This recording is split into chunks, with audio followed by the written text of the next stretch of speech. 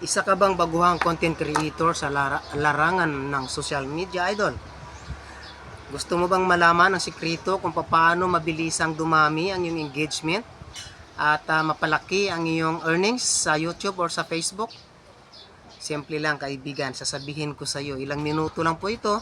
Wag kang panoorin mo yung video na to hanggang matapos. Pero bago yan, bago ko sabihin sa inyo yung sikreto para mabilis dumami ang inyong subscribers or inyong followers sa Facebook at dumami ang inyong earnings, wag mo munang kalimutan mag-subscribe sa aking YouTube channel. At syempre, wag mo rin kalimutan mag-like and share and pindutin ang notification bell para lagi kang updated sa lahat ng videos ko.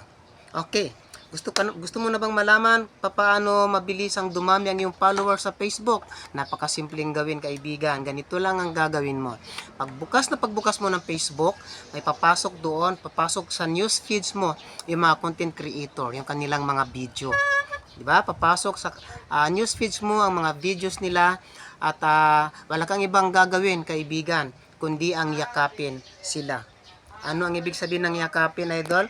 Panoorin mo yung kanilang mga video, ang kanilang mga reels, no? Doon ka manood sa reels nila. Panoorin mo yung reels nila, patapusin mo yung panonood ng reels nila. After mo panoorin yung kanilang mga reels, idol, kaibigan, saka ka mag-follow sa kanila para organic ang pag-follow sa kanila. Alam niyo po kasi kaibigan, kung lagi kang nag-i-engage, ang tawag po doon ay engagement. So, importante po ang engagement sa ating mga content creator para po mabilis makita or mabilis tayong ma-recognize ni algorithm kapag tayo po ay nakikipag-engage. Nakikipag-follow tayo, nag-i-engage tayo, nag-share tayo ng mga videos na mga content creator natin. Mabilis tayong makita ni algorithm. Sino? Si algorithm, idol. Si algorithm, siya po ay isang makinarya na ginagamit ni Facebook upang ikalat yung mga videos natin sa malawakang audience sa larangan ng social media. Paano niya ikakalat ang iyong mga video? Paano niya ikakalat sa maraming tao?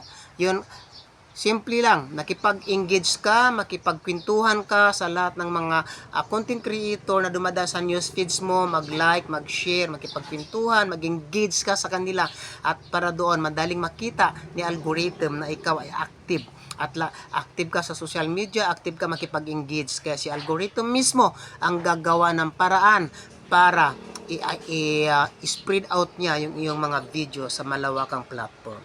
Dati po kaibigan, hindi po ako naniniwala dyan. Naka-stick na lang yung aking followers doon sa ganito, sa 5,000 followers. Ang iba po doon ay hindi pa organic dahil ang iba ay mga friend, di ba? So ang nangyari, hindi ako nakikipag-engage sa mga kasama, sa mga content creator na kapwa natin. Hindi ako nakikipagkwentuhan, hindi ako nag-share, hindi ako nag-engage, hindi ako nanood ng reels nila. Hindi tumataas yung aking followers at hindi rin lumaki yung aking engagement.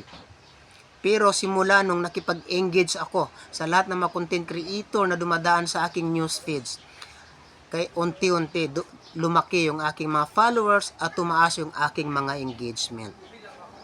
Diba? So ganun lang kadali kaibigan yung gagawin mo, makipag-engage ka lang para mabilis lumaki ang iyong mga followers at ang iyong engagement para mabilis mo ma-meet yung requirements ni Facebook na 60,000 minutes.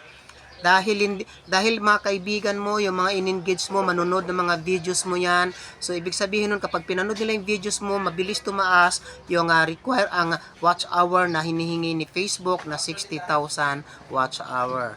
So, ano pang inaantay mo kaibigan? Pasok ka na sa bahay mo, yakapin mo ako at yakapin din kita. Tara, magyakapan tayo. Yakapin namin kayo.